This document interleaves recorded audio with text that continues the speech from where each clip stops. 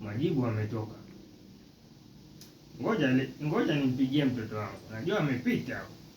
Niko na jembe la majembe.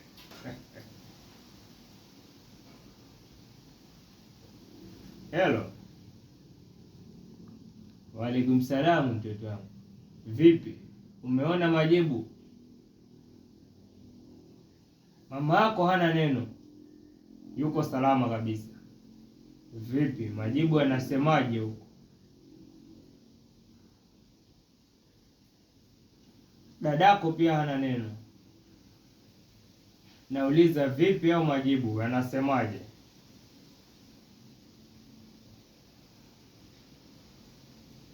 Yeye naye pia hana neno. Vipi? Hayo majibu yanasemaje?